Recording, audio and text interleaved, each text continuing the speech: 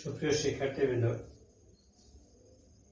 আজকে অনেকদিন পর আবার তোমাদের সাথে ভিডিওতে আমি উপস্থিত হলাম। আমি মোহাম্মদ মোজাম্মেল হক, সিনিয়র শিক্ষক গণিত, কপালেশ্বর উচ্চ বিদ্যালয়, কাপাসিয়া, গাজীপুর। আজকে আমি তোমাদের যে বিষয়টা নিয়ে আলোচনা করব সেটা হচ্ছে ত্রিকোণমিতিক সূত্র।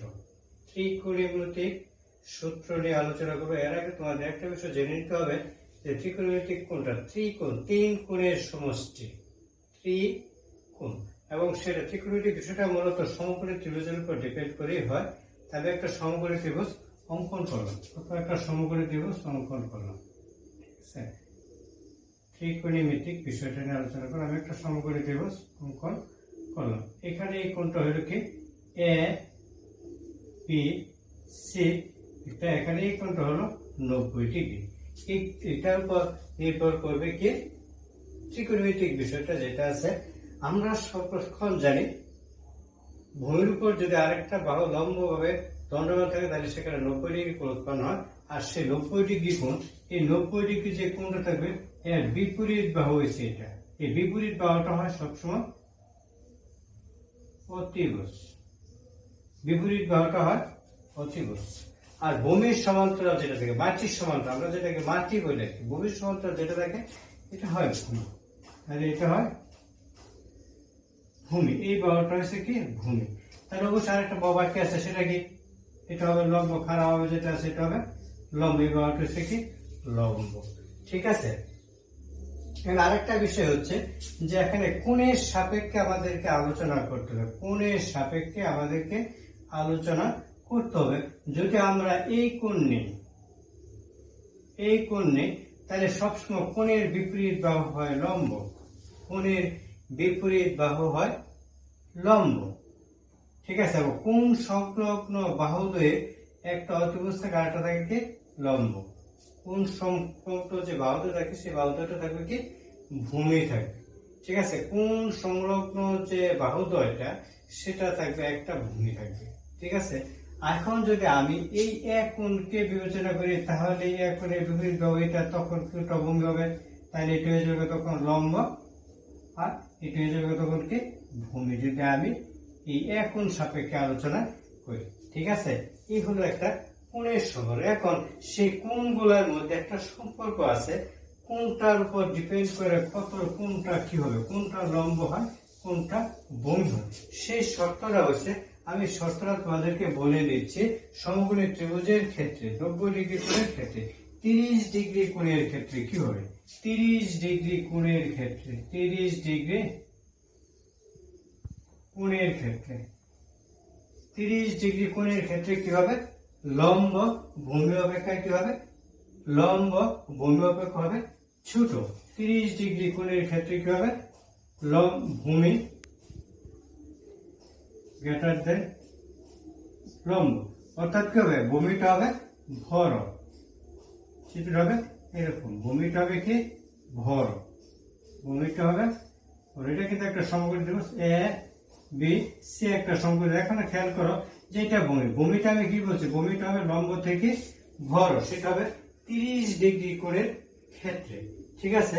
আর যদি 45 ডিগ্রি কোণ নেই, 45 ডিগ্রি কোণের ক্ষেত্রে কি হবে, 45 ডিগ্রি কোণের ক্ষেত্রে কি হবে, ভূমি এবং লম্ব হবে কি, ভূমি ইকুয়াল লম্ব হবে, ভূমি এবং লম্ব হবে সমান। সেই ক্ষেত্রে হবে দুইটা কি হবে সমান হবে, দুইটা হয়ে যাবে কি সমান হবে। ঠিক আছে। এ বি সি, ভূমি এবং লম্বটা হয়ে যাবে কি সমান হয়ে যাবে। এখন যদি আমি সেটাকে আরো বর্ধিত করি, 60 ডিগ্রি কোণের ক্ষেত্রে কি হবে, 60 ডিগ্রি কোণের ক্ষেত্রে হবে কি, 60 ডিগ্রি কোণের ক্ষেত্রে কি হবে, ওইটার বিপরীত হয়ে যাবে কি হয়ে যাবে, ভূমি লেস দেন লম্ব। লম্ব কি হবে বড় হবে, 60 ডিগ্রি কোণের ক্ষেত্রে লম্ব হবে কি বড়। এরকম হবে চিত্ররকম। ঠিক আছে। এটা যখন তোমরা দূরত্ব এবং উচ্চতা বিষয় করলে করো তখন তোমরা এই বিষয়টাকে ফুল করে পারবা, তাহলে অঙ্কগুলাই সহজ ভাষায় করা যাবে। ঠিক আছে। এখন আমি ত্রিকোণমিতিক সূত্র সম্পর্কে আরো কিছু চাই। ত্রিকোণমিতিক সূত্রের মধ্যে ত্রিকোণমিতিক সাধারণ রাশি আছে কি, কয়টা রাশি আছে, দুইটা। ত্রিকোণমিতিক সাধারণ রাশি আছে দুইটা। এই দুইটা রাশিকে আমরা অনুবাদ করবো, দুইটা রাশিকে আমরা অনুবাদ করবো পিথাগোরাসের সূত্র অনুযায়ী আমরা সেটাকে কি করবো, অনুবাদ করবো। ঠিক আছে, পিথাগোরাসের অনুবাদ অনুযায়ী আমরা কি করবো, সূত্র অনুযায়ী আমরা সেটাকে অনুবাদ করবো। পিথাগোরাসের সূত্র অনুযায়ী আমরা সেটাকে অনুবাদ করতে ত্রিকোণমিতিক সাধারণ রাশি কয়টা বলছি আমি, দুইটা। অনুপাত হচ্ছে 6টা, কিন্তু সাধারণ রাশি ত্রিকোণমিতিক অনুপাত 6টা। ত্রিকোণমিতিক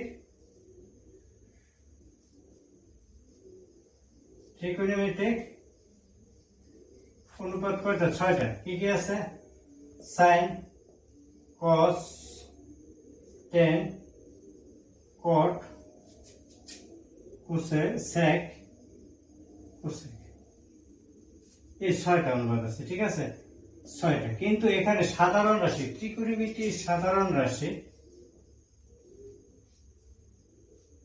ত্রিকোণমিতির সাধারণ রাশি কয়টা পাবো আমি, সাইন এবং কস, এই দুইটা হচ্ছে ত্রিকোণমিতির সাধারণ রাশি। এই দুইটা রাশি দিয়ে আমি ত্রিকোণমিতির সবগুলো অনুবাদ করতে পারবো, কারণ তিনটা রাশি তিনটার কিন্তু ব্যতিক্রম, তিনটা রাশি তিনটা ব্যতিক্রম। এখানে বইয়ের সূত্র দেওয়া আছে, এই হলো। ঠিক আছে, এখন দেখো আমি এটাকে আমি কিভাবে বানাবো অনুবাদ। আমরা বই থেকে যে অংশ পাইছি সাইন সমান কি, সাইন সমান কি আসে। ঠিক আছে, আমি একটা চিত্র এঁকে নিলাম। প্রথম দেখো আমি একটা চিত্র এঁকে নিই, এটা একটা সমকোণী ত্রিভুজ। ঠিক আছে, এ বি সি একটা সমকোণী ত্রিভুজ। এখানে যদি আমি সাইন নিই, সাইনের অনুবাদ কি হয়, সাইন, আমি যদি এটাকে থিটা কোণ ধরি তাহলে অনুবাদটা কি হবে, সাইন থিটা সমান কত, সাইন থিটা সমান কি, লম্ব বাই অতিভুজ। সাইন থিটা সমান হচ্ছে কি, লম্ব বাই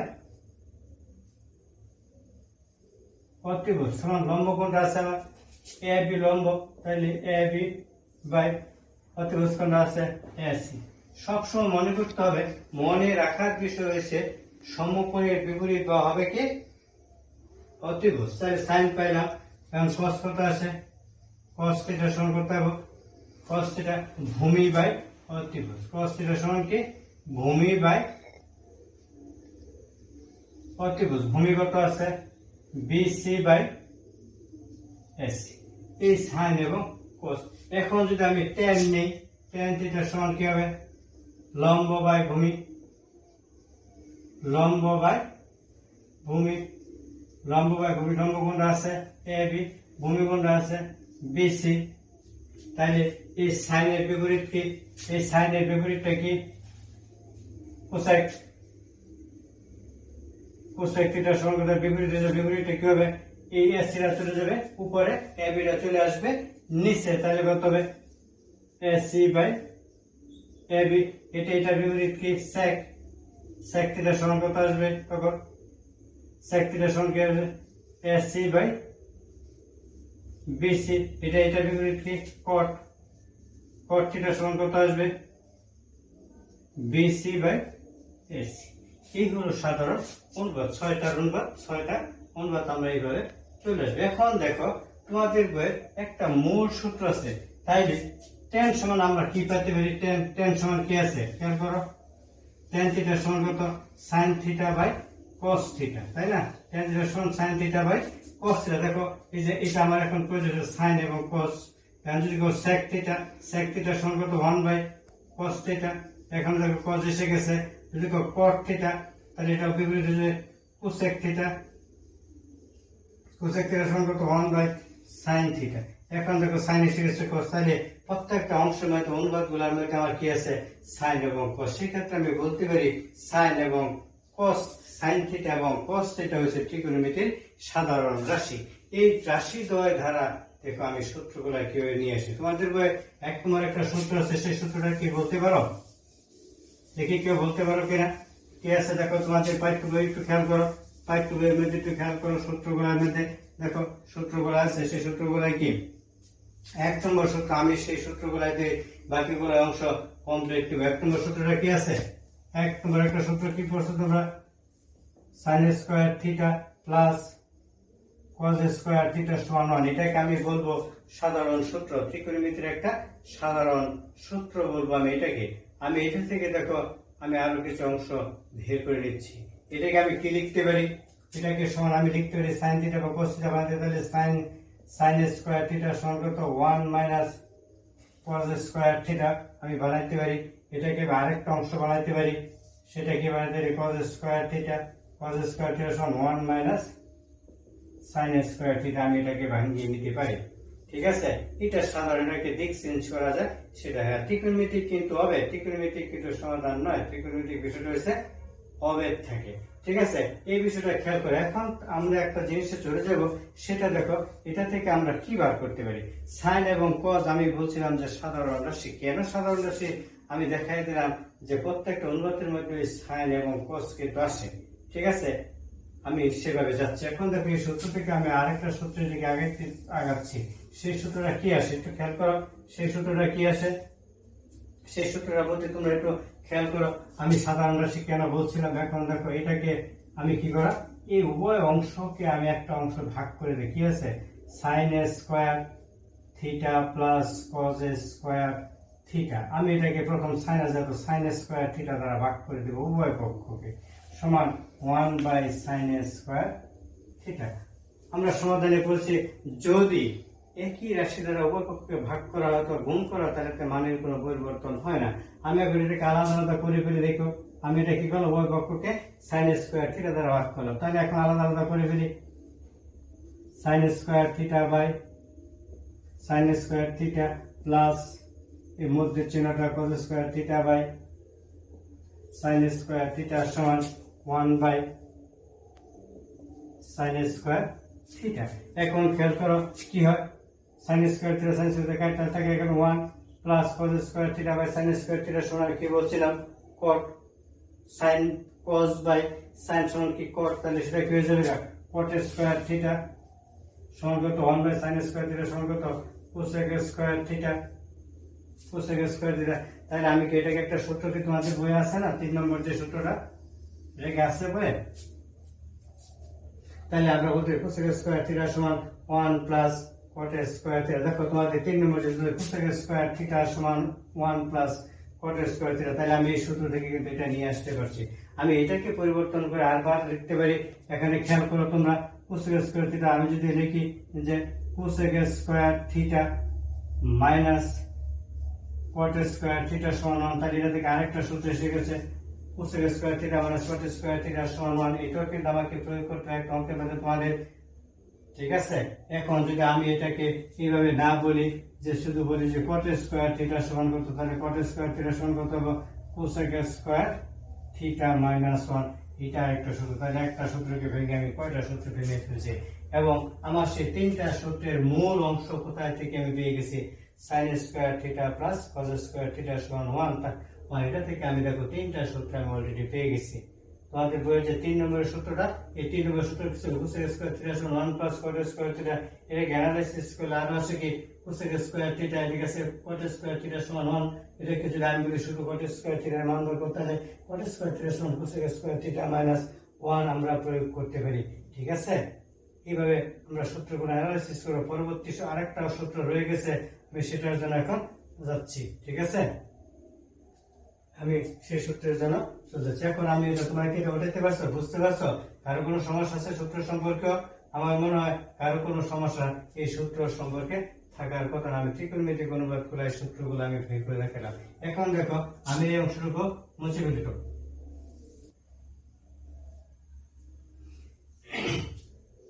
এখন চলো আমরা তোমাদের পাঠ্য বইয়ের 2 নম্বর যে সূত্র আছে সেই সূত্রটা আমি এখান থেকে নিয়ে আসি।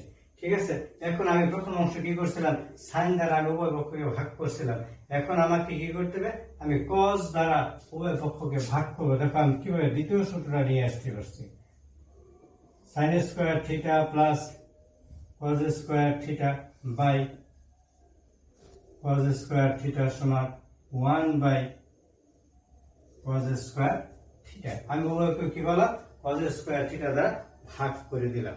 ঠিক আছে, উভয় পক্ষকে কজ স্কয়ার থিটা দ্বারা ভাগ করলাম। ভাগ করলে আগের মতন করো, এবার কি আসে তাহলে কত sine square theta by cos square theta plus cos square theta by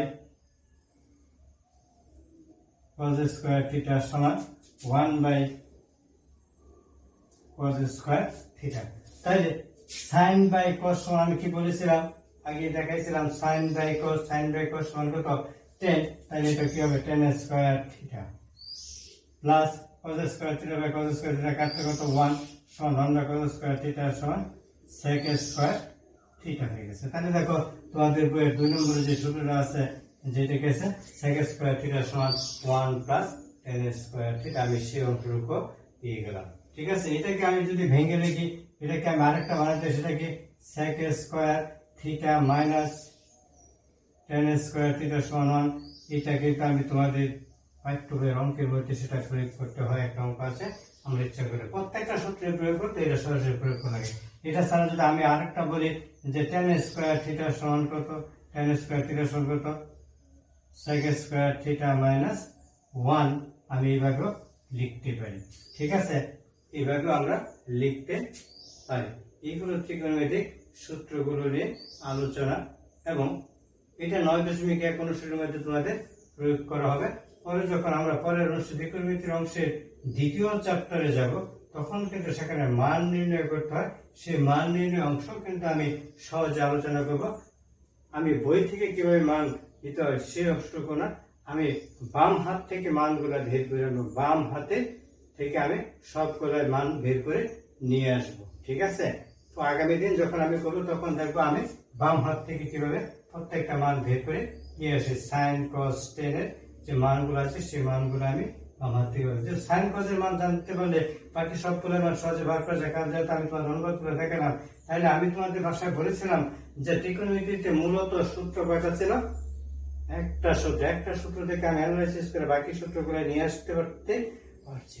এবং এখানে আমি ত্রিকোণমিতির সাধারণ রাশি বলছি কি সাইন এবং কস, এই দুটাকে সর, কারণ সাইন এবং কস প্রত্যেকটা অনুপাতের মধ্যে প্রয়োগ করে। সেক্ষেত্রে আমি বলবো যে ত্রিকোণমিতির সাধারণ রাশি হচ্ছে সাইন এবং কস, এবং সূত্র হচ্ছে sign square theta plus cos square theta সমান 1। এই অংশকে তোমরা যে ভাষা অ্যানালাইসিস করো এবং যে চিত্র লেগেছে সেই চিত্র অনুমতি যে করো, তাহলে ত্রিকোণমিতির কোন অঙ্কে তোমাদের সমস্যা হওয়ার কথা না। তো দ্বিতীয় চ্যাপ্টারে মান প্রয়োগ করতে, মান নিয়ে আমি আরেকটা ভিডিও আগামী ক্লাসে বিদায় দেওয়ার জন্য চেষ্টা করবো। তোমরা সবাই ভালো থেকো, সুস্থ থেকো। আজকের জন্য এই পর্যন্তই, ধন্যবাদ।